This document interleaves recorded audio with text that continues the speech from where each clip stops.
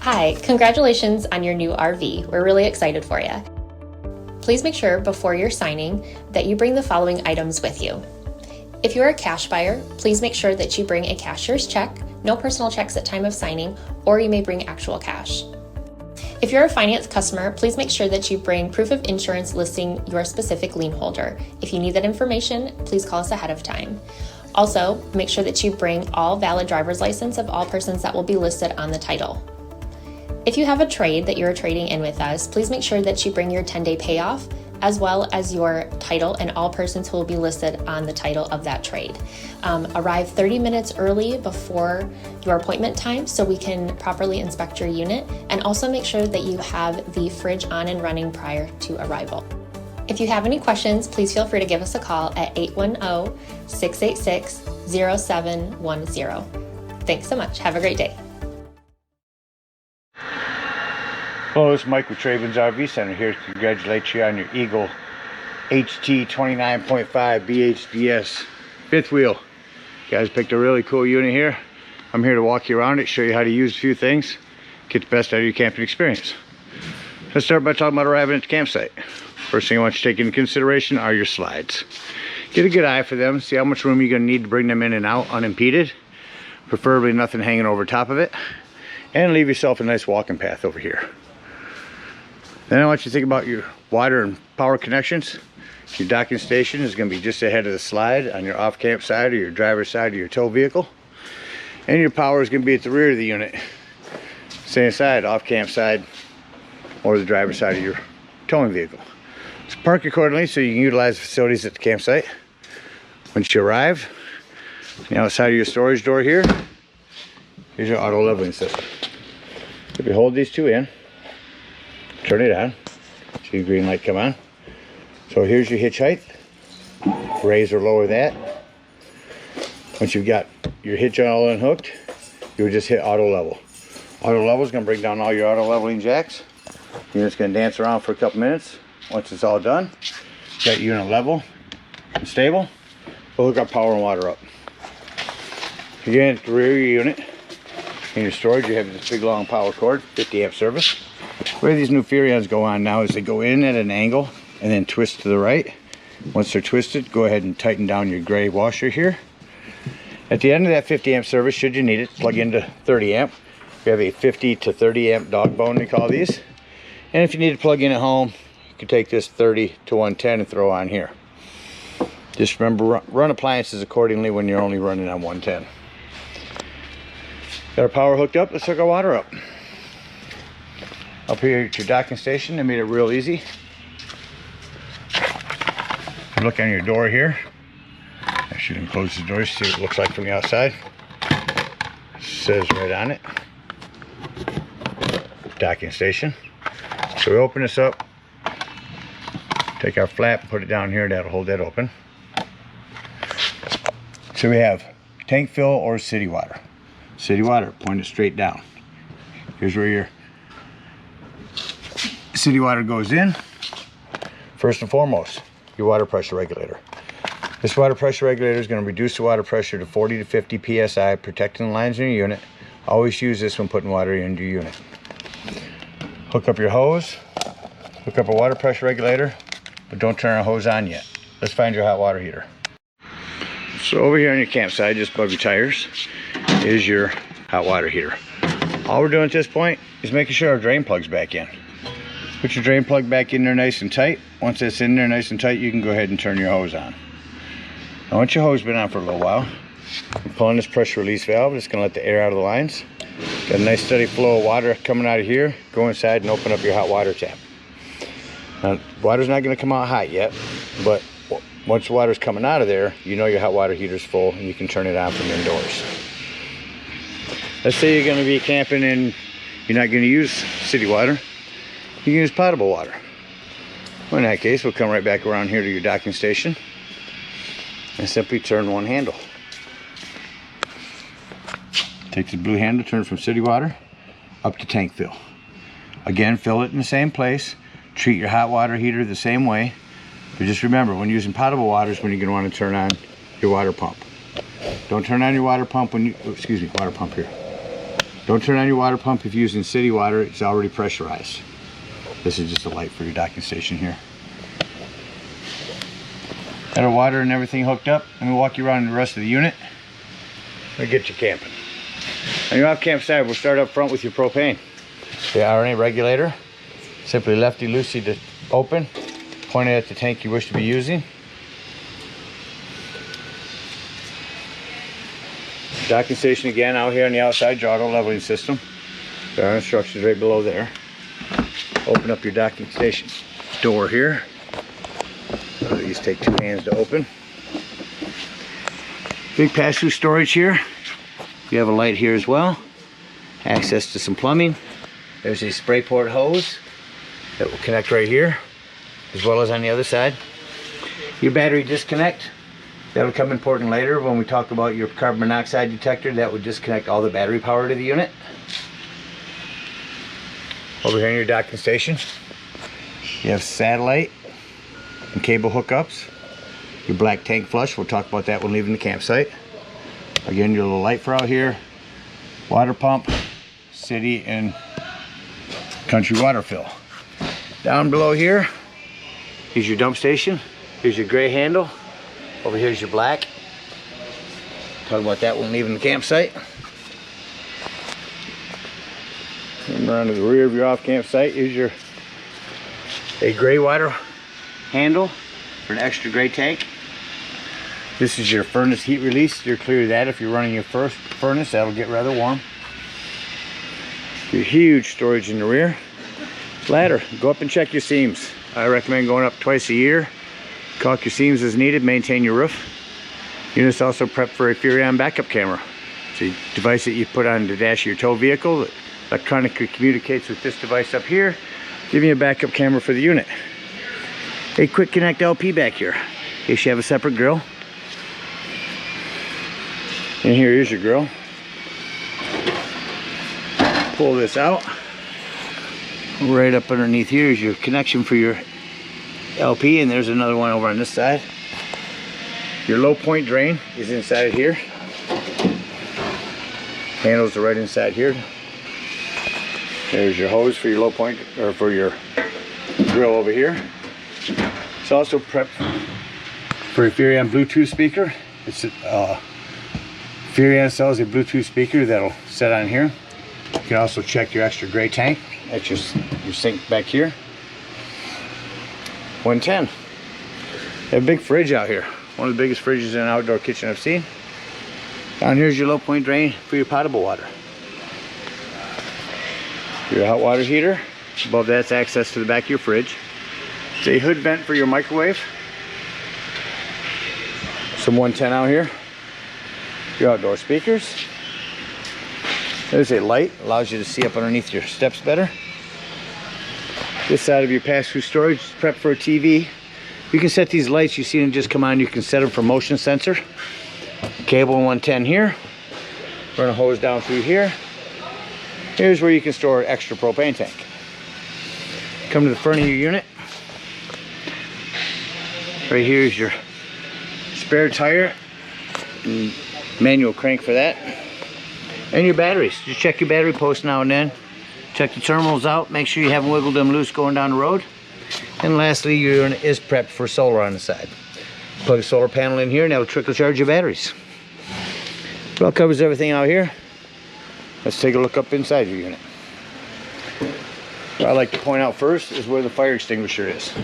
Make sure that you and everyone that's camping with you knows that the fire extinguisher is located at the entry doorway in case of an emergency. Also on your little island here, we've got some 110. Another spot for if you order one of those Bluetooth speakers from Furion. This is your 12-volt carbon monoxide detector. Now the reason I mentioned it's 12 volt is it's always running off your battery. So if you're going to be gone for the day, nothing plugged in charging your battery, use that battery disconnect to keep this from running your battery down. Coming back over here into your hallway, on the bottom here, there's an access panel to your breakers and fuse box. Looks like you got a ton of 15s in there, a couple 10s. I'd recommend having a handful of those with you when you go camping. Just above your control panel, I'll quickly go over your furnace. We'll turn our furnace to the air conditioner. turn it down so maybe the air will come on.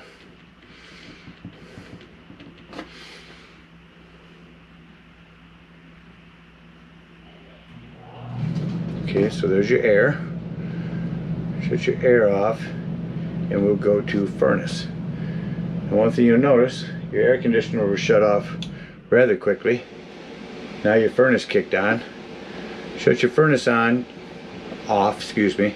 You'll notice that it's off. It'll take a moment for the fan on your furnace to shut off, longer than the AC. And here's where you change your temperatures. Control panel. Go down here and touch this button. You can control your awning from here. And your awning, I'm going to run that out. You only want to run these out until your flap falls down to 90 degrees, and you know you're out far enough.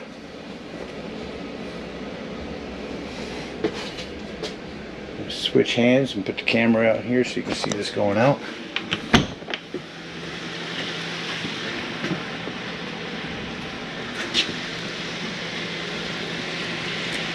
So I want to run that out until you see this flap here fall down. And once you see your black bar there, that's as far as you want to run that out. Simply hit retract to bring that back in.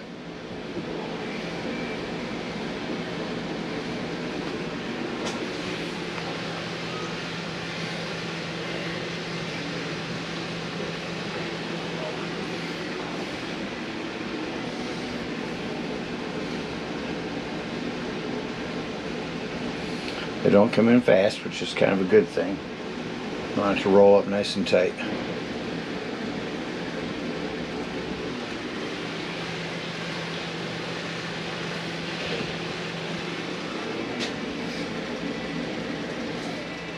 Hit our home button.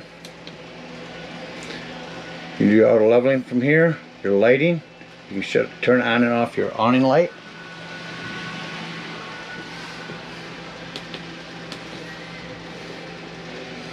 And you can control your slides from here. But before we do that, let's go over here to your main control panel, which is to your left when you come in. Everything you can do over there, you can do here. You got a tire check here. So here's where you check your tanks at. Here's your new battery. The H2O tank, that's the button that you can hold in to tell when your potable water is full. And then your gray tanks. Down here's your exterior lighting. Here's where you can turn on your water pump indoors. Here's where you turn on your water heater if hooked up to electric. Here's where you turn it on if you're hooked up to gas. Your awning control here, and your slide controls. Do you have a light that you can just touch here, or it's also on a dimmer. Over here. Down here, let's go over here to your self-explanatory microwave. Below that you do have a light and a fan. This glass top here makes an excellent backsplash. Just flip that backwards. You have a panel light here. Simply turn this to light. Hit your spark when your gas is on. That'll light up. Has been tested. Same thing for the oven. Just turn the light here and hit your spark here. No pilot below anymore. Coming over to your Dometic fridge. At the top's your control. Touch that in, push your button in. Now we're on auto. Auto means that when you're plugged in, you're running off electricity. As soon as you unplug, you're on gas. Or if you're dry docking, simply lift it up and it'll run off gas. TV here. Okay, see, we got it strapped in for travel. Turn that on. You have remotes for your television, your sound system. Here we go. And your fireplace. So as your TV comes on, talk about your sound system. Turn that on. There's your TV. Shut that off. Let's go to AM FM menu. Oh, there's the AM FM. Turn it up. Try to find a station over here with the zones. Hit a scan. So 3 zones. You can play your music indoors, outdoors, or both. AM, FM, Bluetooth, HDMI, and USB, headphone, auxiliary jack. Really nice. Down here, your fireplace. They're not just for looks anymore. Yeah, I can get all these pretty colors, but it's the heat. We got the heat on here right now. It's on low and I can feel it out here. So if it's chilly in the morning or evening at your campsite, instead of using up your gas to warm it up in here, crank this fireplace up. It'll get it toasty in here in no time. Back into your bunk area. Not much up here. This is prep for a TV. Mount a TV here and backers here. Light 110. Smoke alarm up there in the middle. You have your lighting for over here.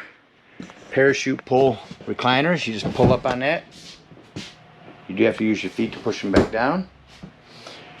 Your table will fold down and your back cushions sit on top for another bed.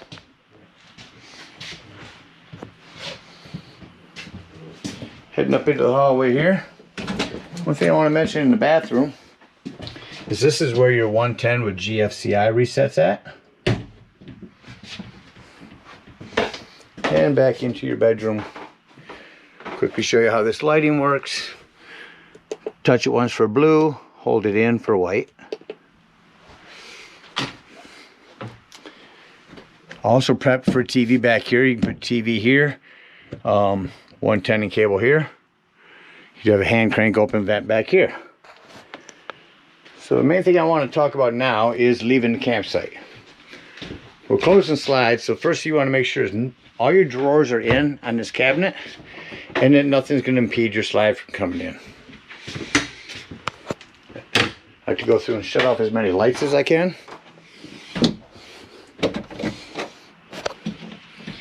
The easiest way I've found to do this is come here to my interior lighting, touch that, and now I can see all the individual lighting that I need to go through and shut off. So take a second.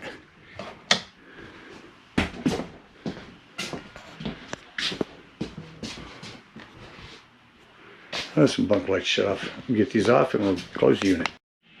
Now all the lights are off except for what I can control from this dimmer. You bring slide room 1 in. That's going to be your bedroom. We've already made sure that everything is out of the way.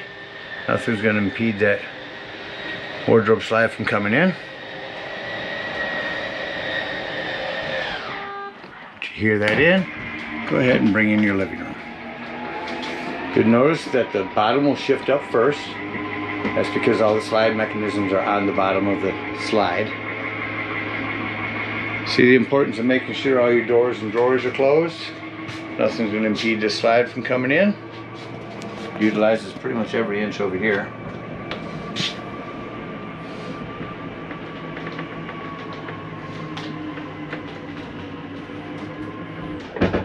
I do want you to hear that little snapping noise. Don't worry, nothing is happening to your slide. It's not breaking or grinding. That's just the slide mechanism keeps itself from coming in too far. Hit our lights, exit our unit. Now for these steps, you want to make sure that your exterior door is all the way open. Otherwise that will catch on it. Lift these up. You see they're on a hydraulic, so they pretty much lift themselves. At this point, we're going to lock and deadbolt our exterior door. Lift and turn this handle.